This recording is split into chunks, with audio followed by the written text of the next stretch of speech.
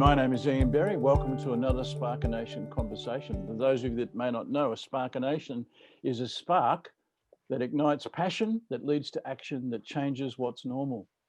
All of my guests are people that I would regard as my heroes, people that I really admire. And my special guest today, Colin James, is no exception to that rule. So Colin, welcome. Thanks, Ian. Good to see you and everyone that's on the call, and for those that are going to be watching this on recording. And so, as most folks know, these conversations, we don't have slides. We do often use flip charts, but perhaps the greatest user of flip charts on the planet would be none other than Colin. So I see one in the background there, Colin. No doubt it'll get some use. But really the whole thing is about a conversation. I often start with a question, and sometimes throughout the course of our journey, which ends in 85 minutes, I will keep asking questions. But feel welcome yourself to ask any question at all. In the chat box is a good spot. I'll sort of monitor that so that Colin, I'll be your wingman in that regard, Colin. And I'm sure we're in for a fascinating, meaningful, highly valuable, highly relevant conversation. The topic, of course, is what COVID has taught us about communication. And I'm going to start, Colin, with my first question is, do you think we have learned more about communication because of COVID? And that's kind of where I think we'll kick off. Are we becoming better communicators? That's another maybe part of the question. Thanks, Ian. On March the 5th, for me, was the defining moment when the dawning realization that the world was going to shut down as I understood it, and particularly in the context of our business. I had 15 employees, on the phone or sending emails going, what's going to happen? Is this going to be all over? Because we were predominantly a live business. We went and delivered training programs, keynotes, facilitated sessions with executive groups, and we worked globally. I would spend on average 100 days a year on the road. I would measure that by how many nights I slept in hotel rooms. And then, of course, all the flights that were associated with that. Moving across time zones. And so the model was essentially be in front of warm bodies where you are occupying the same space, breathing the same air, and exchanging ideas and exploring issues and sharing content and doing all the stuff that is involved with education, learning, and development. Now, suddenly this was all changed because we are now forced to move into this world that we now occupy, where I was used to a stage, I'm now working in a box, and this becomes my world. And the communication now has to take on a very different look and feel without the energetic element where you could read mood far more easily, where you got a sense of the quality of engagement or lack of engagement, and read subtle cues in the way people were responding, interacting, beyond just the conventions that we find or the limitations that we find in a virtual space. So the interesting challenge for everybody and all of us was to work out how we do this, right? How do we work?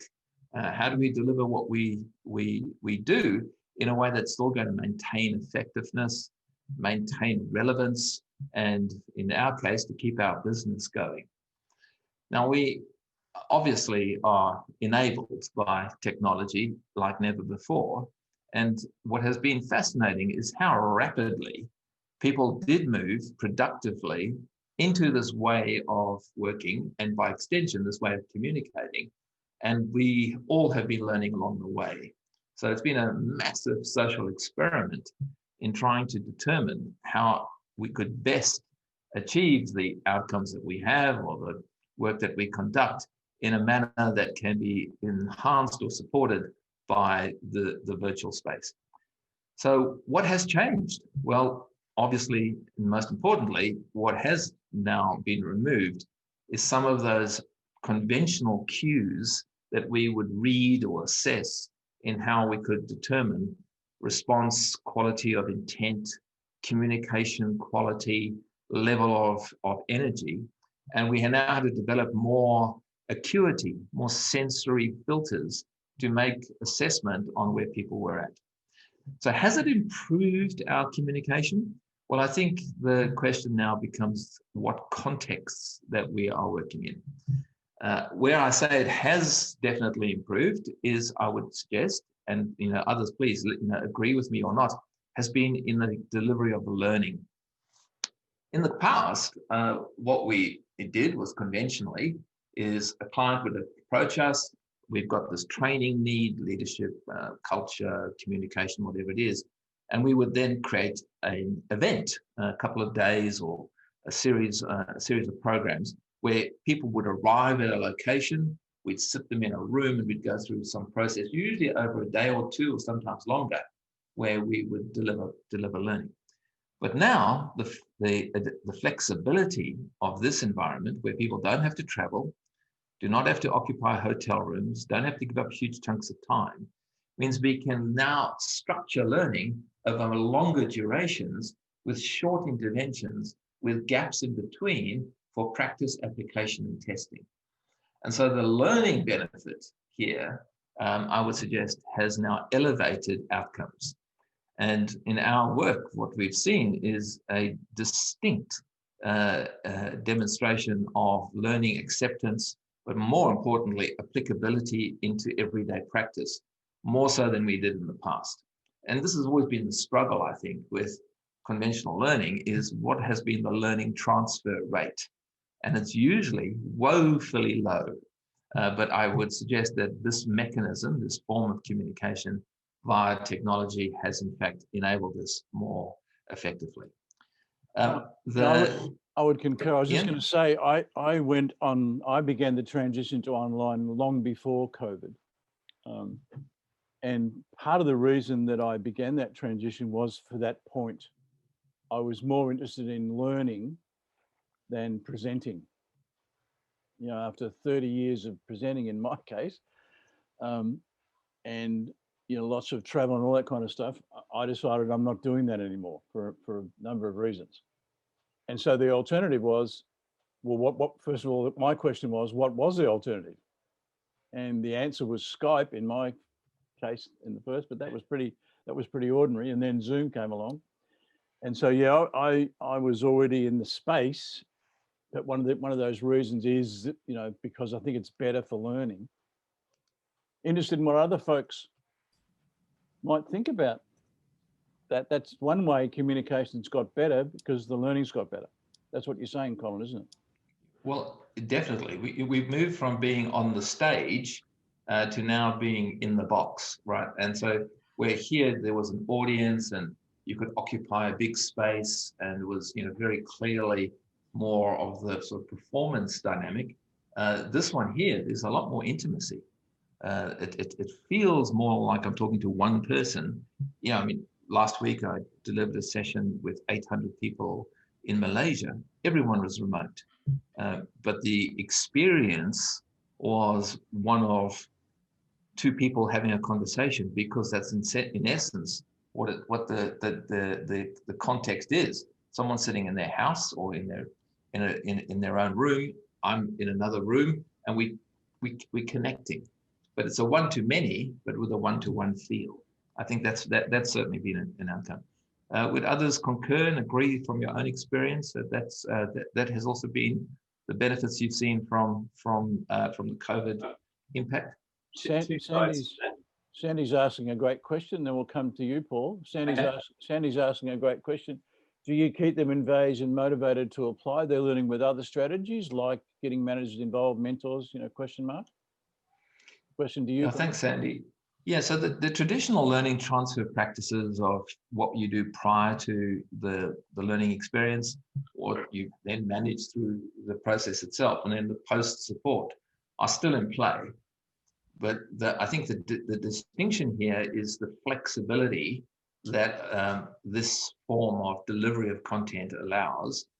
And then just from a logistics point of view, getting people into groups to go and explore ideas is done in the click of a button, and then you can bring them back very rapidly, right? The room will be closing in 2 minutes, and bang, they're back in the main room. And you think about training programs that you might have conducted or been part of yourself, where you get into a group, that takes 5 minutes to get organized. Then you do some stuff, and then you're going to bring everyone's attention back, and that takes another 5 minutes. And then there's this whole process of people now re-engaging into the one-to-many environment. Whereas now it's just rapid shifts between the various contexts, plus collaboration tools, which means people can vote, participate, contribute, such as Mentimeter, Padlet, Mural, and others, creates a much richer environment enabled by technology. So from a communication and learning point of view, definite improvements that I've seen. Okay, Marie's got a great question around that, but we'll go to you first, Paul. Okay, I was just going to say there's two sides I've experienced. One is in moving learning online, which we did before COVID. We're able to get a lot more content to more people at a time that's convenient to them, which has been great. But on the other hand, we used to do a lot of group-based, classroom-based activity learning. And I used to say to our training partner almost, I don't care what you're teaching them, the value is getting them all in the room together. And that's what I think we've lost. Oh, there's certainly been a price paid.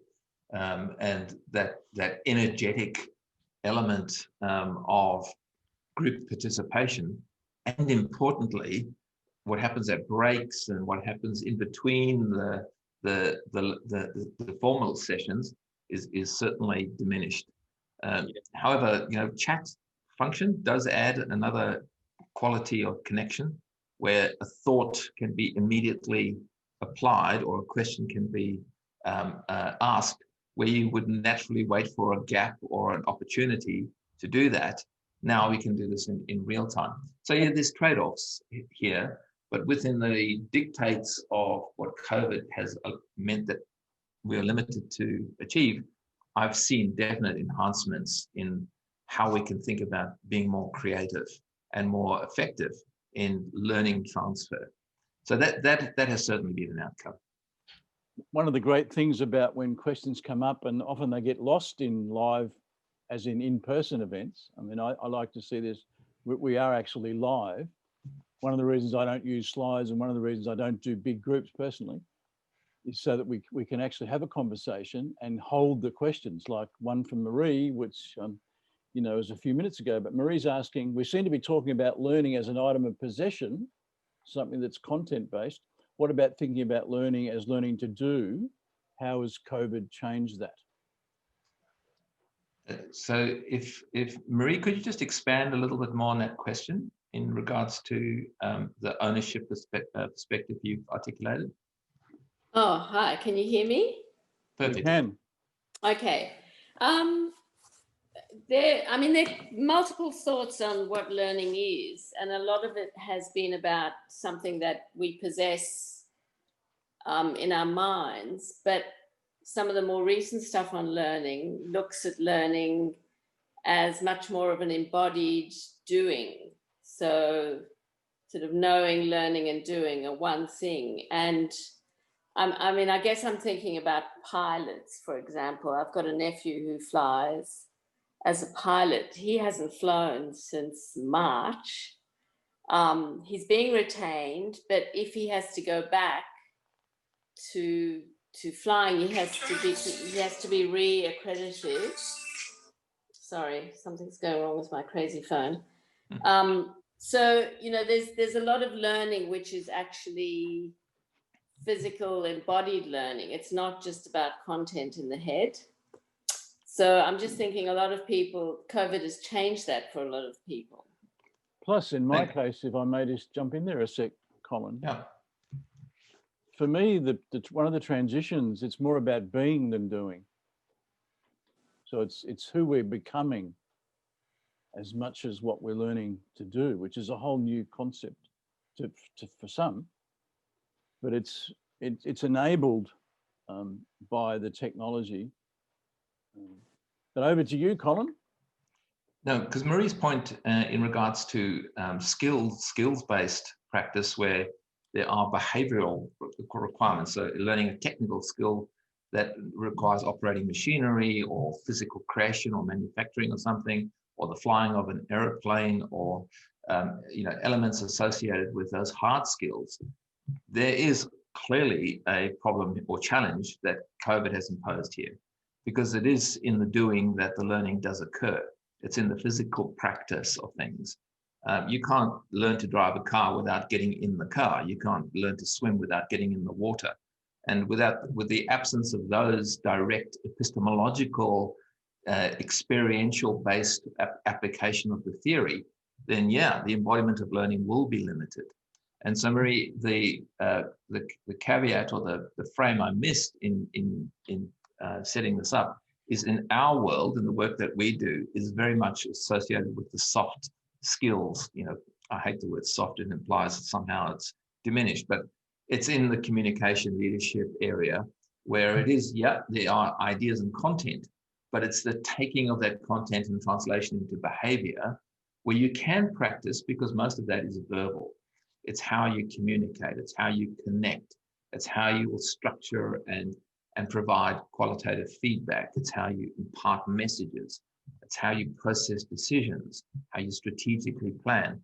So these elements can be developed through this medium, because the content is delivered in the theoretical element in the classroom virtual, but then the practice between sessions is done in their real world.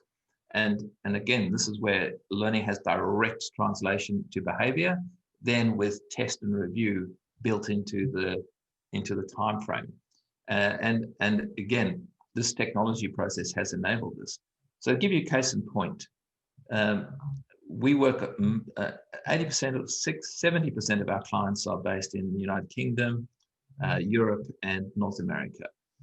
This morning, I woke up at 2 a.m., drove to my studio office, and started to deliver at 3:30 a.m. And I went through to 7 this morning. Now, I was working with a cohort of 24 people. They were based in Germany, France, Middle East, Dubai, a few in the United Kingdom, East and West Coast of North America. Now, all of that could happen because we had this mechanism or this format in order to facilitate that learning.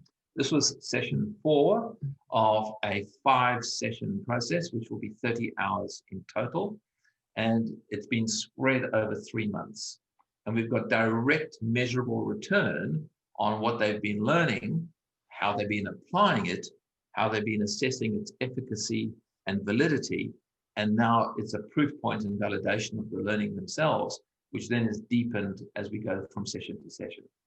Now, if this was embodied skills, such as pilots, etc., then clearly we would be in a different place. But the elements of that, or the programs we work with, this virtual environment does support it very effectively. Two things I've noticed along those lines, Colin. After action reviews have become even more powerful than they already were. And the integration of learning with what's already working well has also improved. So I see those as 2 further advantages. This assumes that people are doing actual work, real work, between learning and development sessions. Well, the beauty of this is accountability is built into the process now. And to come back to Sandy and Paul's comments, is that content delivery can be done outside of the training room, because we can front load with content. So we don't have to spend time in presenting content.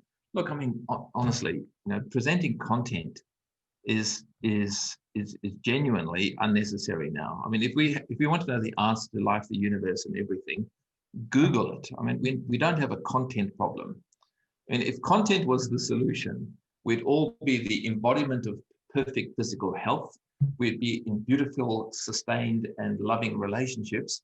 we would be devoid of any psychological damage because we've been able to process it with the amount of information available, and we'd all be perfect leaders. I mean, the content is there. So content is clearly not the solution.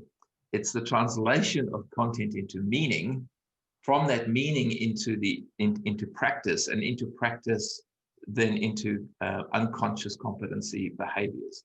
And that still is what learning is. This virtual environment does provide opportunities to make that work and make it work well. Paul's asking, is it true that because of all of this, that people have lost their interpersonal capabilities, or? It's interesting, this idea of this medium that we operate in, and I've already alluded to this. The idea of interpersonal connection can in fact be enhanced by this medium, as I've referred to, in the sense of it's a one-to-one feel in a one-to-many context, which you do not necessarily get in a group environment. The challenge for us educators and facilitators, and those of us that do this sort of work, is we don't often put ourselves in the learning position. Well, I have to speak for myself here, but I do notice that if I'm in a learner in a big group environment, I can understand how easy it is to disconnect, or how to go to a more neutral posture, or to go to my happy place while still looking like I'm paying attention. But here, because of this sense of here's just me here and you there, there can create a level of, and I use the word again, intimacy, that may not be available in a conventional environment. Why? Well, because the face of the person is right there, right? It occupies the space. And the quality of eye contact then becomes really significant. And one of the techniques that we've recognized is how you use this medium. Now, right now, I'm looking directly at the camera. I can see your faces, with those of you that have got cameras on, below my eye line. However, I need, every now and then I glance to see the quality of attention. Do I have people's attention? But I would spend 70% of my time looking down the camera. Not only am I looking down the camera, just to show you, on my computer, I have the word camera right there to keep reminding me to look at the camera. And also, when you are underneath, when you start speaking, Ian, I move you under the camera. Let's say Jossam starts speaking, I click on Jossam and I move him under the camera. So I create the image or the sense I'm talking directly to the person. So Jamie asks a question, I click on Jamie and I move him under the camera. Because I've seen this happen. I mean, this is just a simple practical technique. Someone asked a question and the presenter's now looking at this, the face of the person, yes, but they're not connecting. I mean, and so this one of the things that I've done as well, I don't do it in this session, but when I'm doing work with clients, everyone has their camera on. Yeah, in fact, you cannot participate in that, and this is not to, I don't mean to embarrass anyone today, it's a different context, but when I'm doing that, you can't participate unless you have your camera on, for this reason that we want human to human connection. But I love this pulling someone up to the camera, a brilliant technique. Yeah, it's very simple. I just wanted to share really quickly, because I had a really awkward experience just before this session. I had one of my first sales meetings on Zoom where somebody had teed up a sales appointment for me, and I'm in Singapore. Things are done a bit differently here, and I dialed into this meeting on Zoom, and I was presented with 3 people who were all on mute, and none of them wanted to come off mute. So it was a very awkward conversation, because I'm trying to draw out of them some information and have a conversation, but clearly they were just expecting a presentation and nobody wanted to come off mute. Well, as you know, Paul, that's why I don't do presentations anymore. It's a conversation, yes, and you have your camera on. Now, different context today, but it increases the level of engagement, and therefore, in my view, increases the likelihood of learning. in a sales meeting, when you're in the room with people, they can't just put themselves on mute.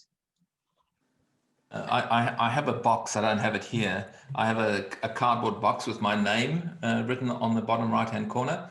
And I say, and when I start my sessions, I say, do you mind having your cameras on? Imagine if you were sitting in a meeting, you do not have the option of just putting a cardboard box on your head where we can just see your name. And you know that usually encourages people to participate. But the fact is, the moment someone is not seen, and you can't get visual or facial cues, you can't get a sense of their energy through subtle movement, it's very different. But I always appreciate that people have reasons why they don't put their cameras on. But as part of our setups for our sessions is that we let people know that one of the rules of the game in participating is cameras on. But as you say, Ian, it's always context specific. Yeah, and I think the game, as you say, is not so much about the content, it's more about concepts and context. Yeah. So another question that sort of goes on from there, from me, and Jamie's mentioned in the chat around a challenge being sort of 9 months, in Jamie's case, locked up, Colin's case, my case, Sandy's case, Donovan's case too. Many of us on the call, we've been locked up for 9 months, literally. Some people are going back to their offices, but Jamie's suggesting that productivity is going to probably be down for a little while in that sense. How can our communication skills help that when we're really moving into an environment where there's going to be still some people working home, still some online, but there's also some in-person coming back? So the hybrid model, essentially, where we will have a blend of working from home, working from the office. And look, I don't know about you, but I kind of miss the travel. And I definitely have got many of our clients who talk about missing the commute.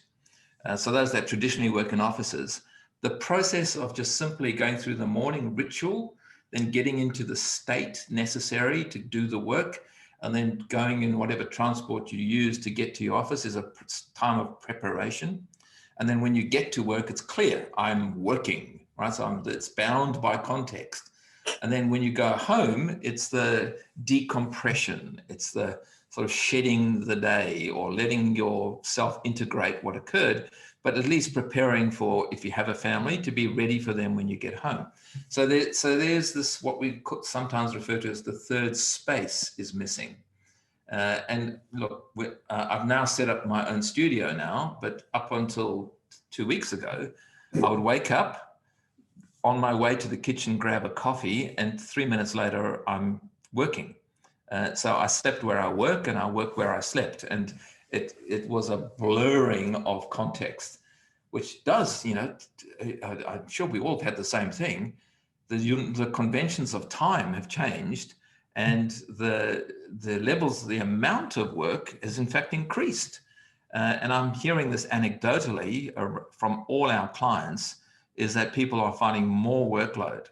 Now, the question around productivity is a different one, because again, there will be context elements that need to be factored in here. But in our client mix, which is technology, pharmaceutical, financial services, manufacturing, fast-moving consumer goods, etc., management, essentially, is that they have been surprised by the level of productivity. They expected a decline, but in fact, some are even talking about there's more effectiveness.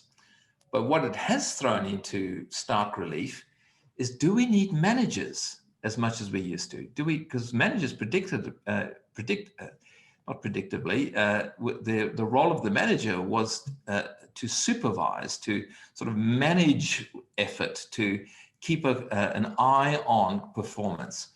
Where if people are self-managing, still being productive, without that supervisory old model of hierarchical management structures, maybe we can look at leaner, cleaner organizations where people can be enabled, empowered, and trusted to do their work. So I'm more optimistic now than I was when this all started. And I think the way we communicate is also starting to change and adapt to this new ways of working. When we do go back, I still think that there will be a balance and people will have more choice around what works, and will be more about outcome than process. So if we are delivering results, if we are consistently achieving what has been required of us, how you get there will be determined by your own idiosyncratic or preferred preferred ways of working. You know, as an extreme introvert by nature, I have avoided, you know, being employed. And so I kind of love this. But for some extroverts, and I have them in my team, I have 15 employees, they do miss the social value, the connection, the camaraderie, the banter, the energy source they get from others. So I think some people do find, again, based on who they are, where their preference might lie. But we've been forced to learn how to do this effectively. And, you know, just some of the techniques I've pointed out are certainly part of that. You know, Paul added a great technique. He said he knows of people who get in the car and drive around the block because they're used to getting in the car to go to work. Well, there's a psychology there, isn't it? Like, the other thing that's happening in the States with our US clients is people are dressing for work. There was a term called top dressing, that people would only make sure what they could be seen was the appropriate, but they could be in their jocks. But me too, except I can't stand up, I'd be embarrassed. But this idea of getting ready for work is also the costume, right? It's the collateral. A friend of mine, Steve Simpson, told a beautiful story. He does work on culture, and he was running a session with a gold mine in Botswana. Now, COVID had hit Botswana. He was working with managers of this gold mine. And if you know Botswana, whilst it's one of the most peaceful countries in Africa, it still has the burden of poverty. And people do live in very modest conditions compared to Australia. And the thing that struck him was, no, they don't have laptops. Everyone works on phones, or they all have, the whole world is driven by mobile phone. But they'd be sitting at home on their Skype or their Zoom calls in their very modest accommodation with corrugated walls, but dressed with ties and shirt and tie, because they're at work. And they treated the whole experience as the formality of their workplace, still in the virtual context. So they weren't just sort of slopping in with pajamas and then putting on some dress shirt to look like they are prepped and ready. And I kind of like that as a story, to say, okay, are you acting and behaving professionally, even in the context where you're not fully seen?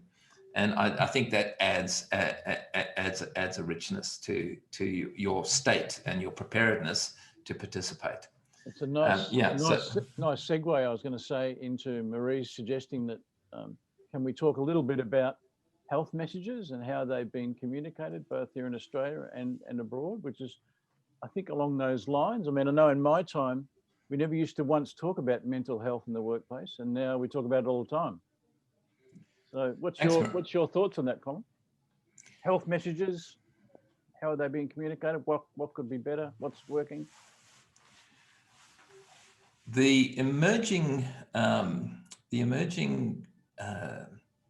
receptiveness to acknowledging that people are struggling, that there are a lot of folk that are not necessarily finding this an easy process to go through, is now there's an appetite for more acknowledgement and acceptance of people going through volatility emotionally.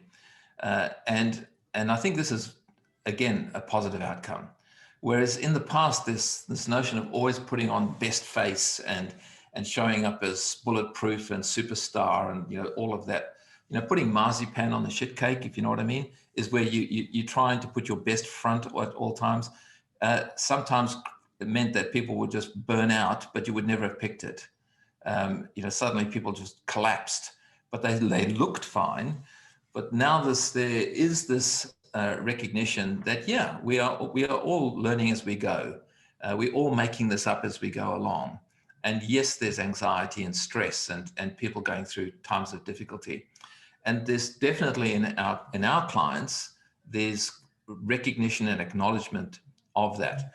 In fact, believe it or not, Ian, I am using PowerPoint these days. I know it's a shock.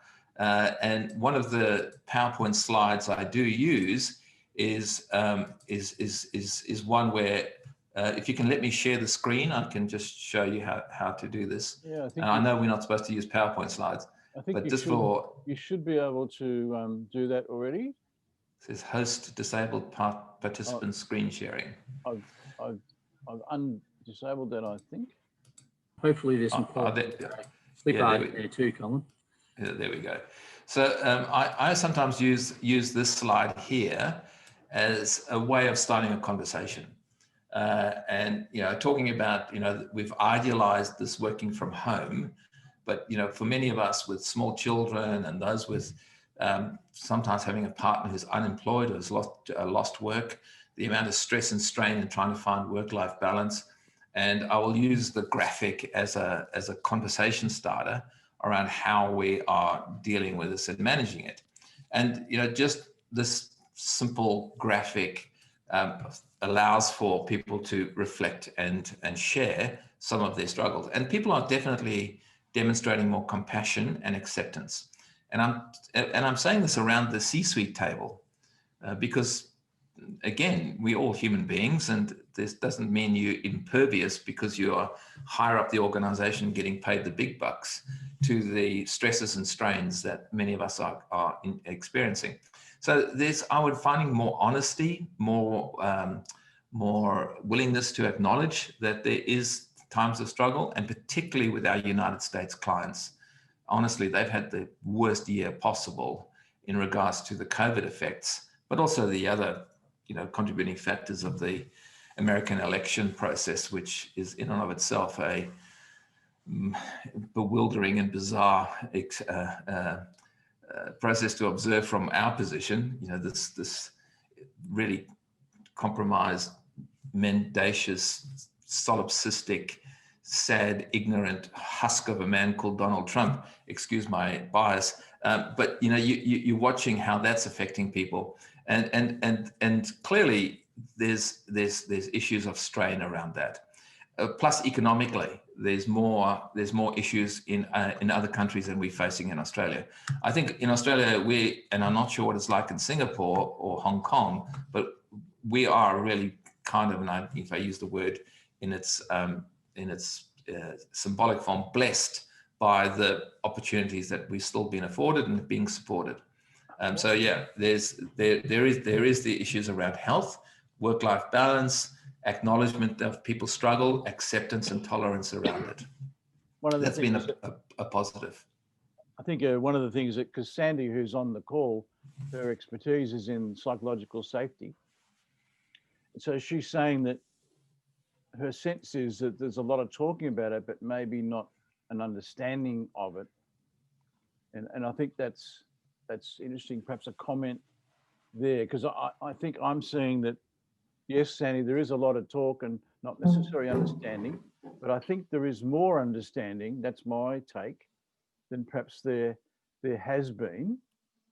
And I think more people are taking mental health in the workplace more seriously. One of the guests we had, by the way, we had Steve Simpson, Colin, was in your shoes a few months ago, and Anne Richards, who's also an expert in this space, she was also on a few months ago. In fact, the recordings of Steve's conversation and Anne's are still on my website. So, but I think to Sandy's point, are we just sort of giving it lip service, or are we really helping people to be psychologically more safer? And if I could just jump in there and explain the other thinking that is going through my head and what I've experienced is a lot of people I'm talking to are saying, yes, we've got a mental health policy at work, etc., but I still don't feel safe to say that I'm struggling.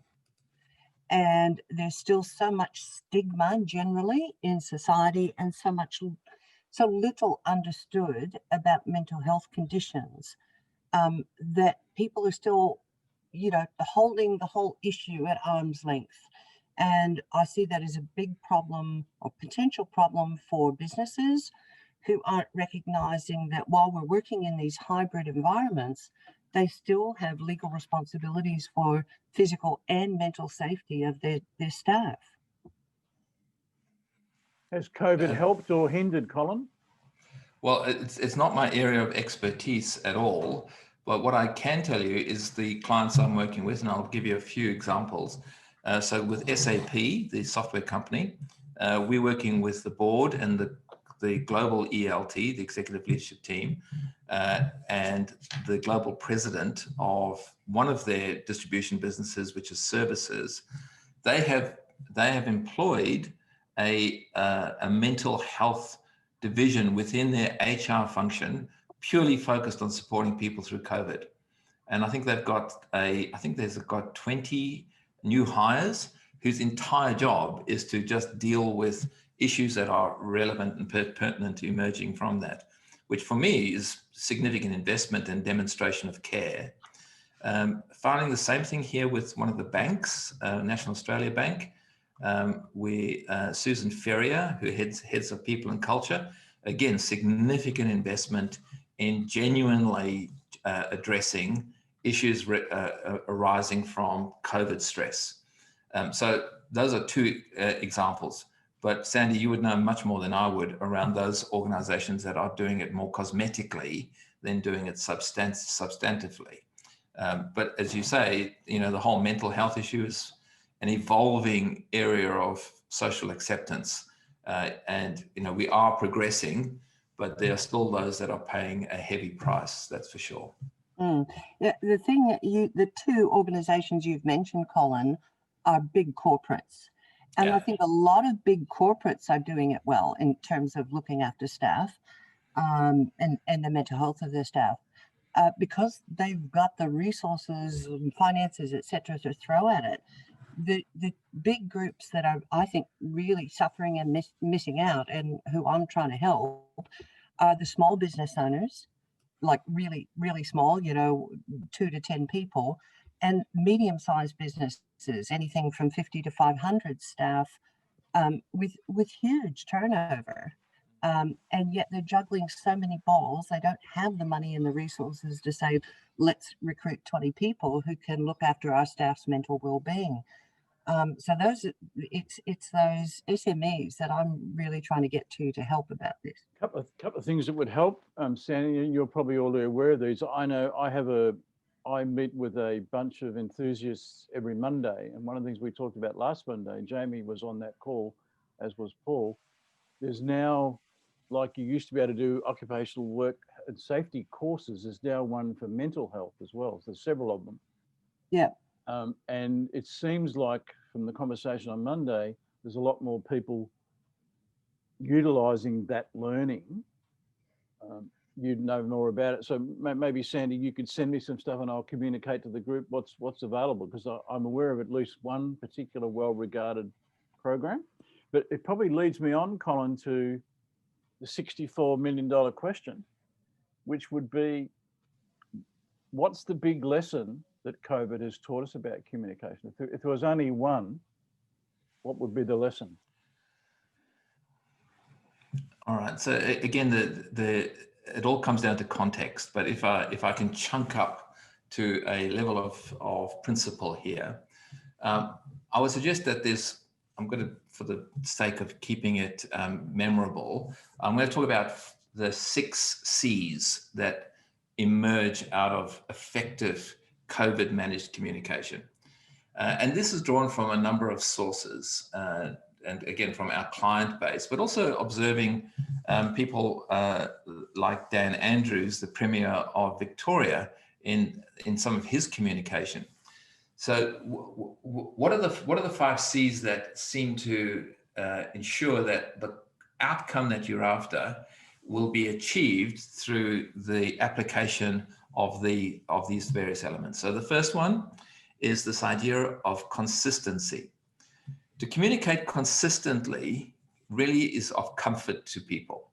when there is a predictable rhythm into how communication is being provided and the quality of that communication that is delivered in that consistent manner, it ensures that people now get a sense that things are under control. It's a sense of control, even in a time of incredible flux.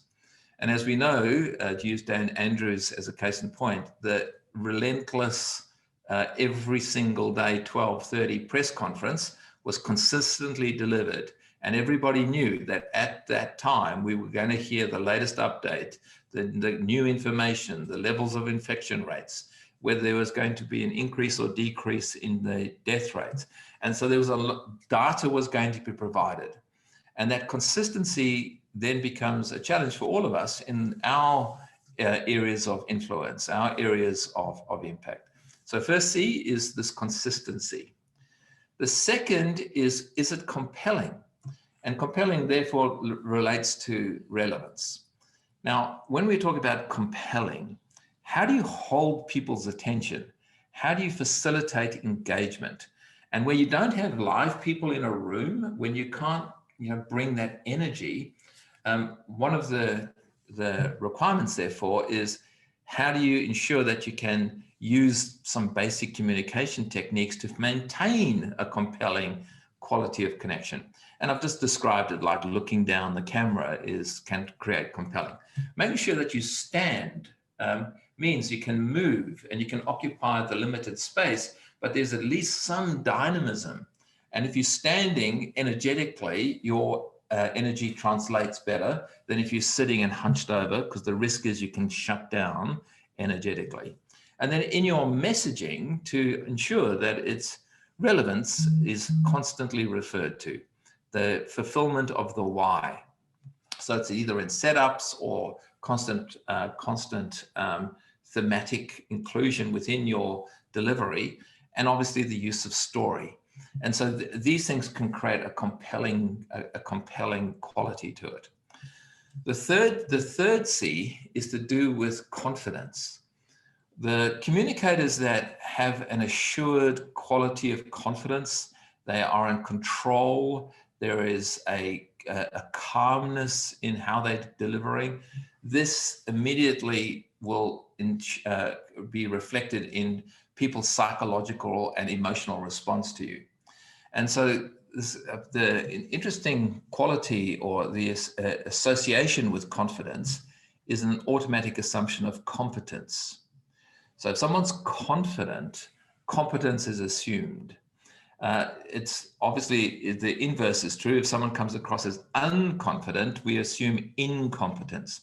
Now, there isn't a direct correlation here, but if confidence does have that conveys confidence, finding that confident voice, that confident demeanor, that confident style will be part of your communication skill. Now, confidence itself is, we could spend another 2 hours just talking about what is confidence. Because it is an experience. It's felt in the gut and heart. It's not analytical. We talk about the 4 intelligences of analytical, emotional, somatic, and field. The confidence is felt at the emotional and somatic intelligence, heart and gut. Now, if you have consistent communication that is compelling in nature and confidently delivered, and you do that constantly, is the 4th C. That means that the sense that this is not hit and miss. It's not just one-off. And the consistent and constant, I've got 2 subtly different elements. The consistency means that there's a predictable pathway. The constancy means it's relentless. And in times of crisis, people need constant communication. You think when there's major fire events in Australia, one of the channels I'll immediately turn to on my radio is the ABC. I live in rural Victoria. We're vulnerable to fires. So if there's ever any fire warning, I'm on the ABC. Why? Because it's constant. There's constant communication. What's happening? And they interrupt programs constantly. And that's what I need if I'm getting it in that manner, I may filter and determine what's relevant and pertinent to me, but there's definitely a sense of leadership being displayed when the consistency and constancy delivered compellingly and confidently do come across. The fifth C is around clarity. And I'm going to make, it's a bit contrived to make the alliterative allusion to these C's, but what I mean by clarity and embedded in here is transparency. Tell the truth, right? I mean, the amount of organizations that treat their staff like children and, try and hide the truth from them. And again, Trump is another case in point of, I didn't want to tell them about how bad COVID was because I didn't want to get people panicked. How unbelievably demeaning and insulting that is to adults. And in paternalistic culture that a lot of organizations operate in, the clarity of that communication is marred by their reluctance to tell the truth. So you could imply with clarity there is a candid quality to it. So I'm going to blend those two into clear communication. Now, clarity is also is not using weasel words. It's speaking in plain English. It's telling it like it is, and it's not going off into flights of rhetoric that sound nice, but really is that the real story? And we can see this with in some organizations, those people that are great motivators, but it does feel a little like hot air. And particularly within the Australian context, we're kind of suspicious of that sort of vernacular, that over hyperbolic excess. And so keeping it really clear and simple and comprehensible is all part all part of that. And so the idea of developing these elements are all key factors in the communication context.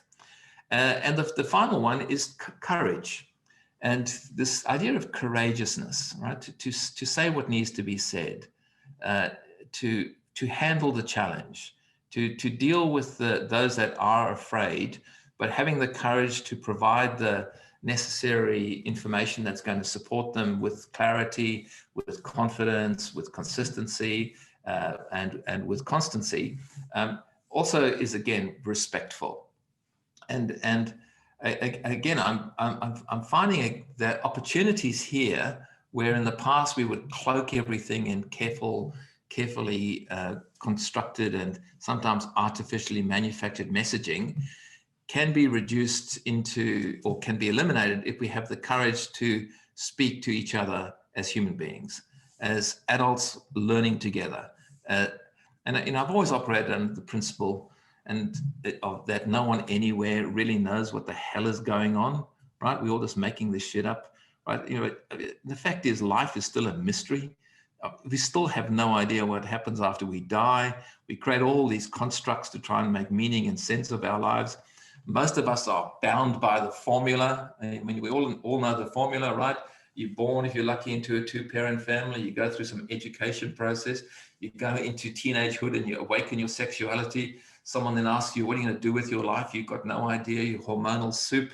And then you leave home and then you become a young adult and you've got to try and find social and financial independence. Then you're supposed to meet your twin flame, your soulmate, someone out there. Amazingly, they're 3 desks from where you work. You then go through the 3 M's, marriage, mortgage, maternity. And now you're trying to, have a job, pay off a house, raise kids, maintain a relationship, have an affair or two, and somehow manage through all of that. And then you've got to think about retirement because your body starts to age. And then you finally do retire. And there's people, wishing you well, drinking warm champagne out of plastic cups and wishing you well. Here's my email address, keep in touch, you never do. And then you buy a caravan, you drag it around Australia for 10 years, and then you die. I mean, really? All right. That's the formula. I think we're breaking out of that. I mean, that formula is nonsense. And the courage that it takes to recognize complexity, that we are not just economic units of capacity, that there's a rampant diversity in thought, word, and deed, I'm loving this whole questioning around gender. I just love how audacious this is, and that just testing assumptions. And so maybe COVID has been a catalyst to shift our understanding of the conventions of social construct, and the ways that we work, the ways that we live, the ways that we interact. And maybe it's pushing us into becoming more sophisticated, more refined, more compassionate, more connected, because technology does enable this. But it does require for us to experiment, and, you know, be willing to fail, maybe take some risks. And I can tell you, you know, quite honestly, I've done things in some of the work we've done in recent months, which I might have been reluctant to do in live environments. Like, I've pushed back, I've challenged senior executives and some of their behavior that I've seen online. You know, because, you know, one of the requests we make is, please let's not be distracted by emails and stuff. And I'll see someone clearly get involved in emails, and I'll call them on it, and I'll say, are you doing emails right now? Oh, no, sorry, I wasn't. Because we agreed that we're going to commit to this, that the quality of this moment, this meeting, is about involvement and participation. You know, I set this up, and then someone violates it, call it. And I'm finding, wow, I maybe would have been reluctant to do that in the past. But it's paying off, right? There's this idea of, you know, this courage. And I mean, maybe I'm getting old. You know, when you get older, you stop caring. You know, I'm 63 now, so it's like, what the hell? But nevertheless, the idea of incorporating some courage. So if COVID has taught us anything, it's those are the C's that's emerged in my observations of these past 8 months. I might, if I may, add 2 more C's, Colin, that I think of. Please. I think of, and thank you for letting us know you got to leave early, Jocelyn. So great to have you with us. We'll see you again sometime. Thank you. Thank you. 2 C's, and it kind of builds on what you're saying, Colin. I've seen a enormous increase in being candid. I think candor is now out there, and I, like you, I've always called out people, even in live environments. But it's easier now when we're actually not in the same room. I think it's easier to call people out if they're not paying attention or whatever it might be. But I think so I've seen a lot more candor, but interestingly, actually, there's another C that's in there. I was going to say care. There's more care. I think care's on the increase. But what came to my mind as I was speaking is there's also more conviviality, because candor is one thing, but some people find it a challenge. So being candid and convivial is a great combination. So we could go on, of course, with these C's, but a wonderful 6 you gave us, Colin, and of course COVID being a C as well. No. Well, so I was playing with the C as the, you know, as the reference point. COVID's the 6 C's from COVID, and also the phonetic ambiguity in the letter C and what you see. So anyway, it was it's something that's emerged. But I love the idea of conviviality, care, definitely. There's care, compassion could be another, you know, and we could go on. In fact, we might end up with the 24 C's of communication that emerged from COVID and write a book. But yeah. One of the things that I think interests me, Colin, would be, what have you learned personally? What's been the big learning for you as a person yourself?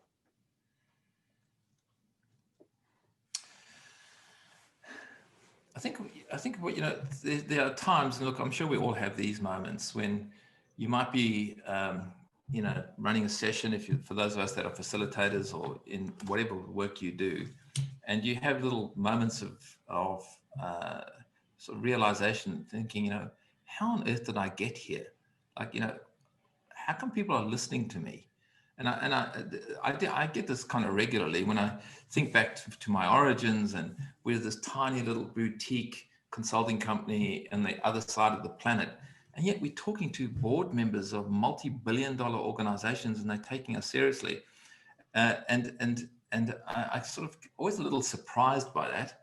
But what's emerging in terms of learning is the fact is, and I've got to be careful how I frame this, is that nothing beats sheer competency. And the idea of just being fully present every single meeting, every session, every delivery, this idea of full presence and the value that that brings to the quality of the experience for all involved is something I've realized in the past, but I'm recognizing it much more now because we don't have the luxury of being in the same space. And so I'm learning how to be immersed in the present, because philosophically, the most important moment of my life is this moment now. I was watching a movie about 7 weeks ago called A Beautiful Day in the Neighborhood. Has anyone seen this movie? It's got Tom Hanks in it.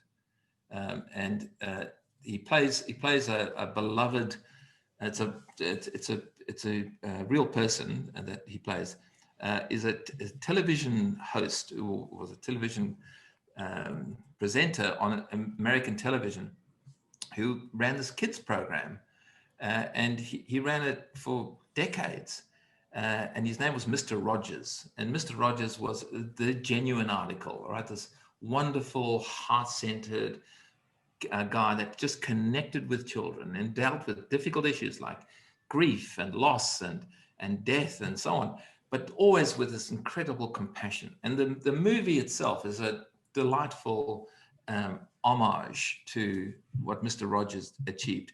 And he's genuinely, as one line in the movie says, he's genuinely one of these really good guys. There's nothing wrong. There was nothing that was revealed about this guy other than what you see is what you get. But there was a moment in the movie when the Tom Hanks character, Mr. Rogers, is on the telephone to a journalist. And Mr. Rogers says to the journalist, "You know, Lloyd, you know what the most important thing in my life is?" And the journalist says, "No, what?" He says, "Talking to you. This is the most important thing in my life right now, is talking to you." And I thought, oh man, that's it, right? That's being present. Because this is the most important thing in our lives right now, is this moment. So how do you honor that, recognize the value of it, and then stay fully present in the work that you're doing? And it's amazing how rare this is and how few people do it consistently. And you'll see this in Zoom calls, right? People tuning out, shutting down.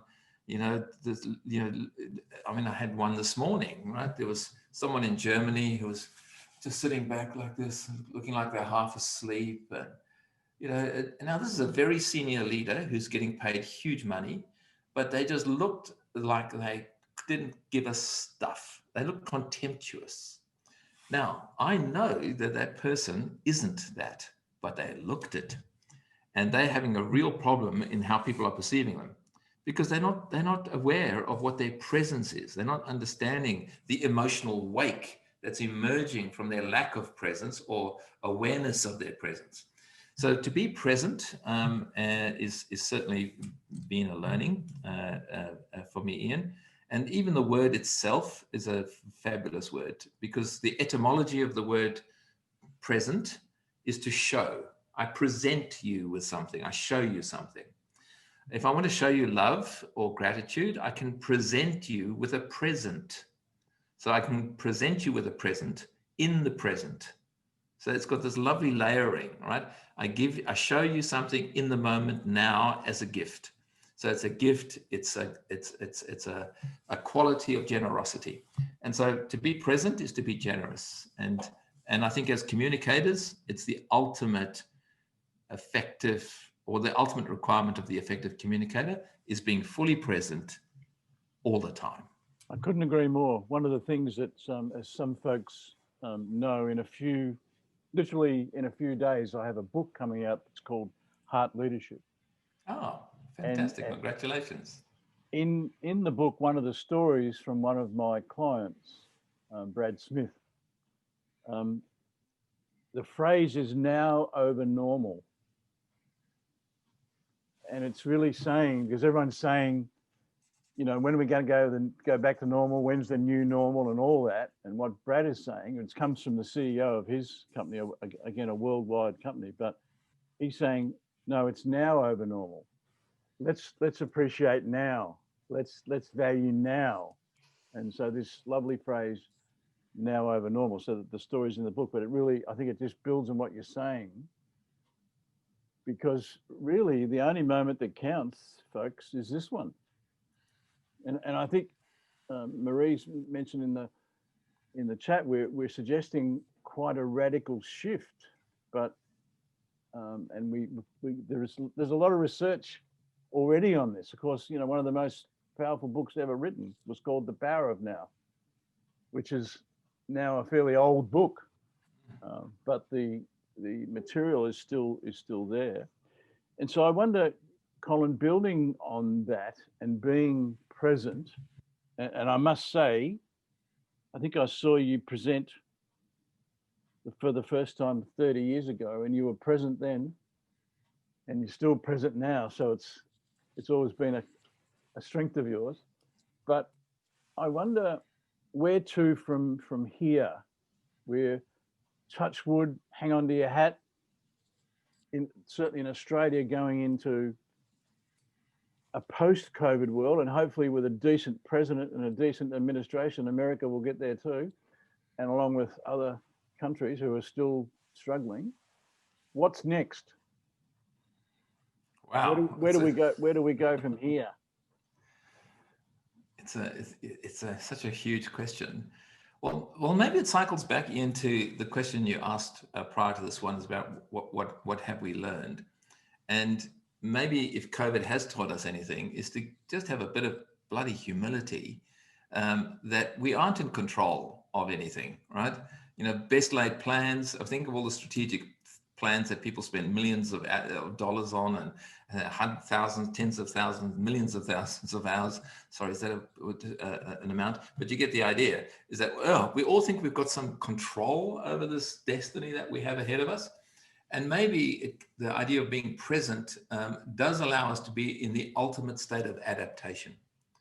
And maybe what is in the future is our capacity to adapt.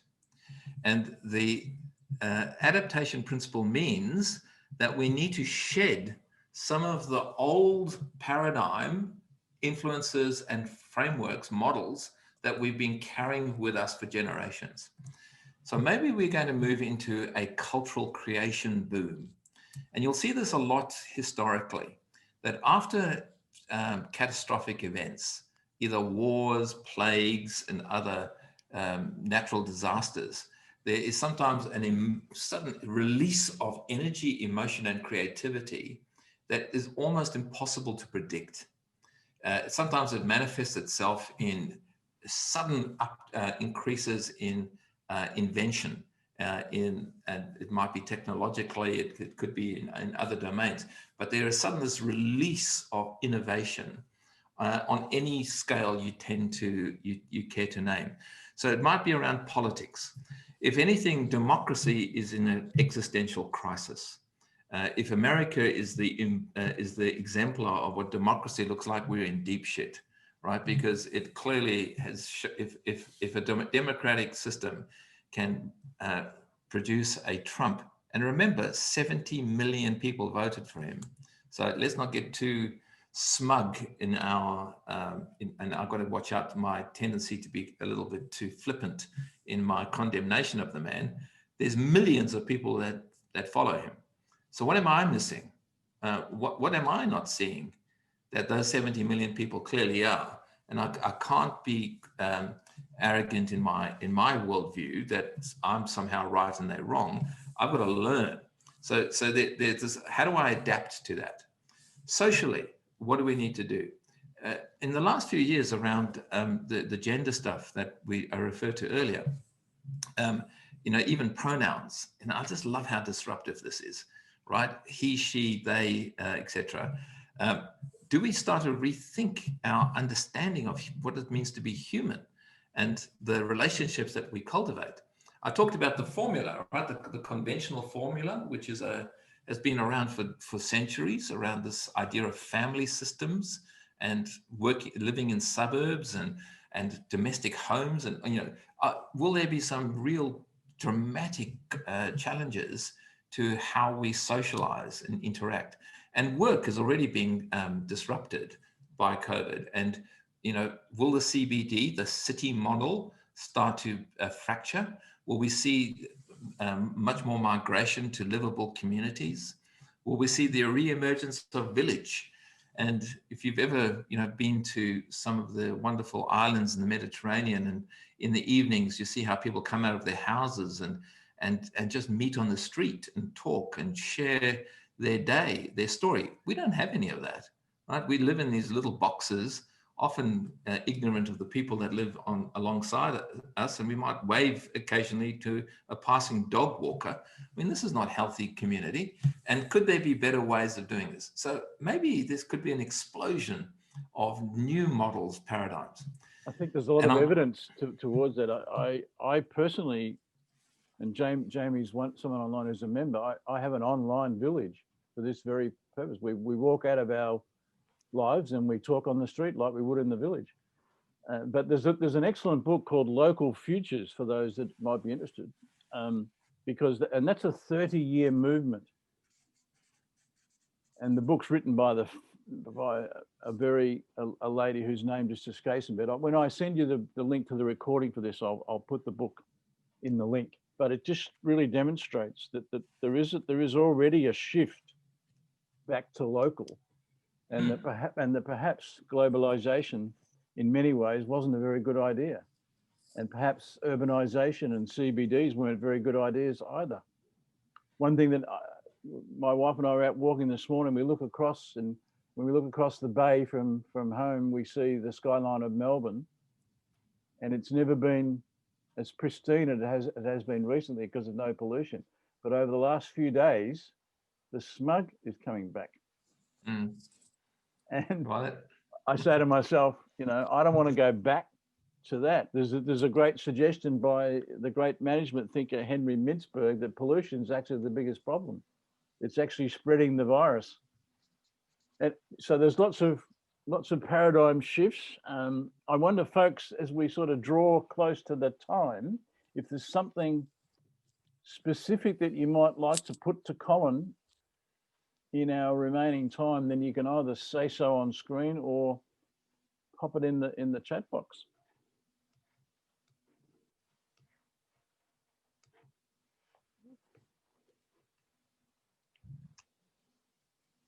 Again, the arrogance of human beings is maybe the whole COVID thing is nature's communication with us. Like saying, look, human beings, you're really fucking things up, right? Maybe you need a bit of a slap across the chops around what you guys are doing, and we're going to have to do this by this existential threat. And do we know? We don't know. We just. I always think, can an ant conceive of a universe? And we think maybe ants can't, but are we not ants ourselves by someone else's consciousness? And so this hubris that sometimes cloaks the human mind might be disrupted in the future. So I have to say I'm pretty optimistic. Well, I have that as a natural default because I can't see the point of being pessimistic because it leads to sadness. But but there is pain and suffering. There is areas that need work, but maybe this could be accelerated. The amount of social injustice, the marginalization of so many, the economic disadvantage that is manipulated by capitalism. I think all of these could be chucked into the air, and let's see where they might land. There's a number of things in the chat around this. A question about, is being more productive coming at the cost of the home workers?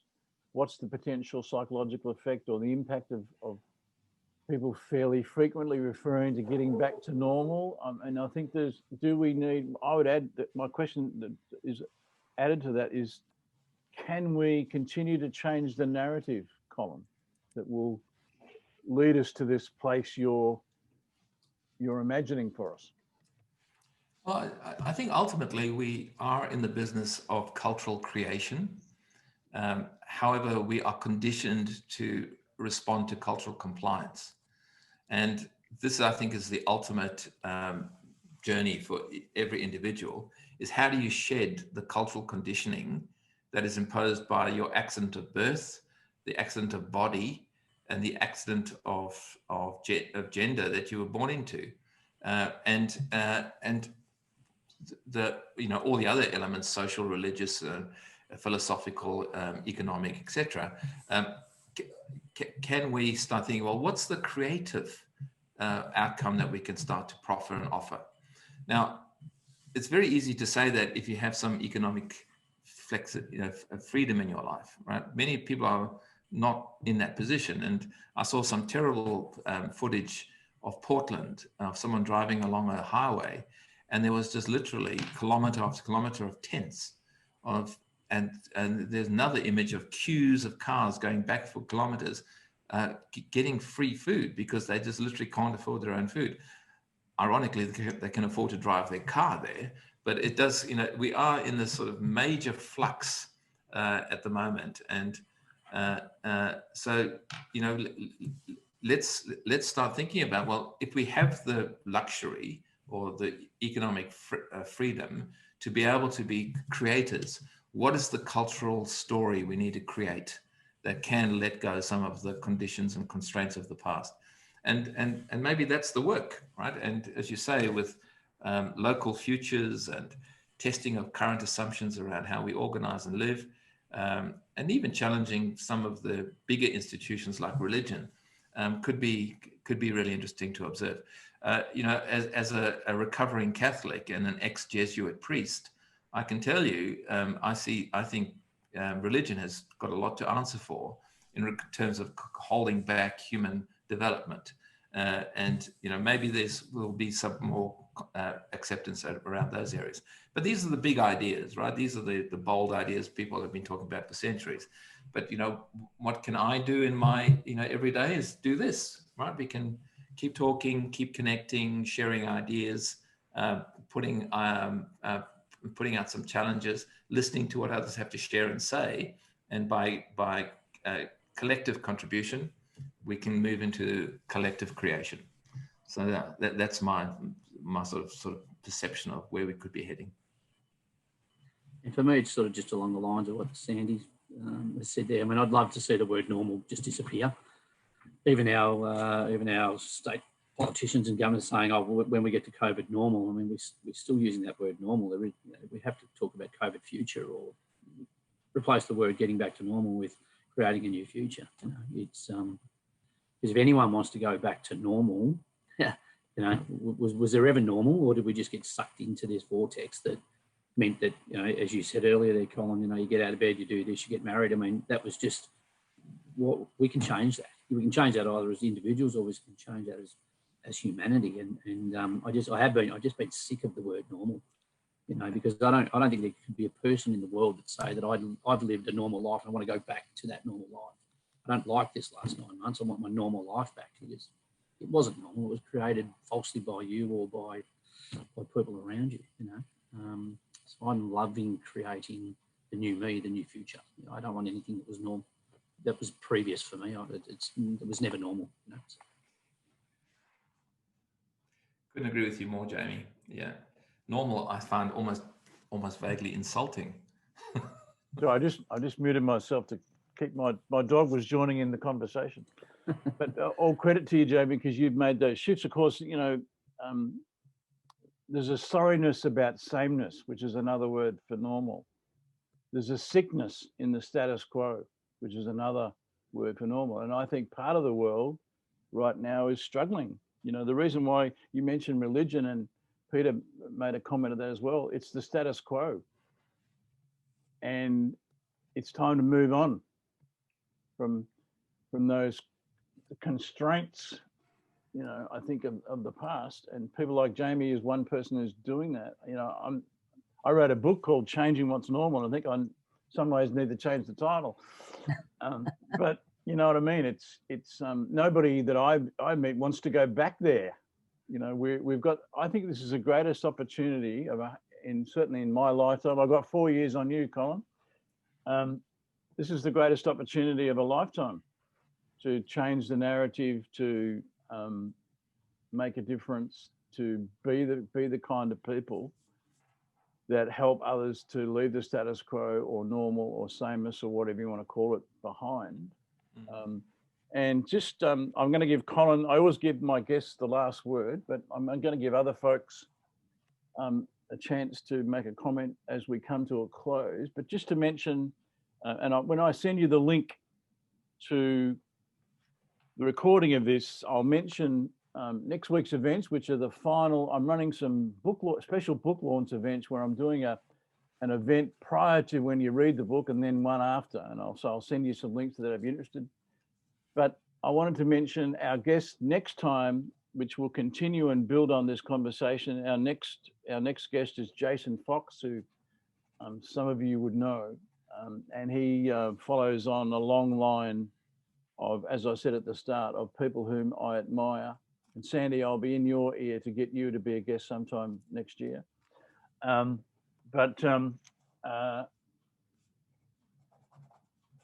will continue the conversation. But Colin, I'm going to give you the last word, but I'm going to give every other person an opportunity to comment as well.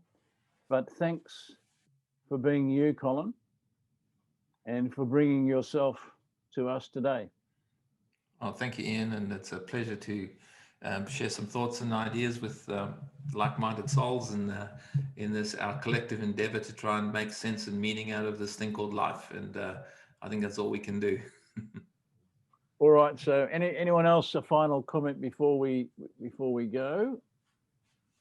Well, aside from thanking you, Ian and Colin, for putting this on, Colin, you stretched my brain again, as you always have when I've heard from you. But I've enjoyed, the contributions in the chat window as well. And one of the things I value about the last hour and a half of my life is that it's got my brain thinking. I like things that jog my brain and get me considering different perspectives. So thank you so much. Thanks, Andy.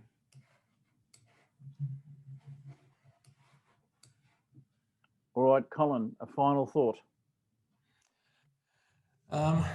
Well, it comes back to something I said earlier. We're all just making this up as we go along. So let's make it up with some audacity, with some boldness, and some daring. And let's keep connecting, because it's in the I love the word, the work of the philosopher Epicurus, who said true happiness is found in good company and good conversation, and this has been good company and good conversation. So thank you. Wonderful, wonderful place to end. Yes. Thank you, folks. We'll look forward to seeing you all sometime again soon. Thanks, Hey guys, take care, everyone. Ciao. Bye. Bye now.